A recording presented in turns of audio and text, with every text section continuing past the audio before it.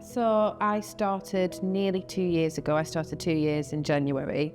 I started as a operations manager in Moorview Care.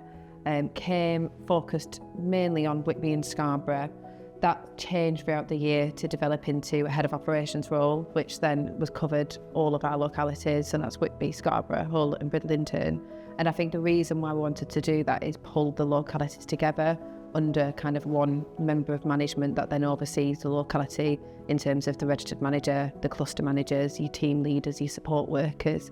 So that's kind of my journey. I came here having worked in another organisation, which was a charity focused on learning disabilities, and I'd worked there throughout my whole career in social care, so I'd been there for nearly 10 years.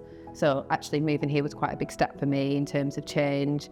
You know, it was a different kind of setup in terms of private sector, and yeah, I loved it. I loved the people. I loved having a smaller organisation. I've come from quite a large organisation where actually you wouldn't know everybody. You didn't have that contact sort of with direct leadership, with direct senior management. So be able to have from a kind of support worker level, from the people we support level to right up until kind of, CEO Julie, everybody having that, knowledge of everyone being able to join each other at the Christmas parties and the thank you barbecues. It was really great to kind of be part of the Moorview Care family and really feel that I had a separate family away from my home life and my home family. So yeah, just made me want to stay, and that's why I'm still here. So in terms of a personal side, I did psychology at university, and I knew I wanted to go into something where I was helping someone. I wasn't sure at the time if it was going to be health or if it was going to be social care. And my friend actually introduced me to a support worker role and said, why don't you go and give that a try? And then the minute I went into my support worker role, I just knew I'd found my place where I was meant to be, where I wanted to be for the rest of my life. I've never fancied a change. I've never thought, I could go into a different career. I think once you fall into social care and you have that just love for what you do and that job satisfaction, I think no matter what, no other job is going to ever compare.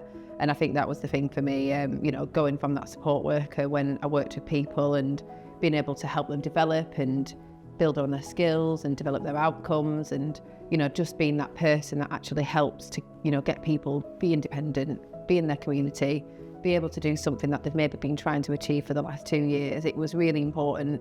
And even though, yes, some days are different and some days are more stressful or difficult, I still got that interaction every day with the people we support, which made everything kind of worthwhile and worth doing and worth the hard work that we have at times, worth the challenges that we have with, professionals and local authority and funding. It's good to kind of come into work and know that actually when you leave, you've improved somebody's day and you've improved somebody's quality of life. And that for me is why I'm in this job. That's for why I would never leave. And, like I said, I always knew I wanted to be helping people or supporting people.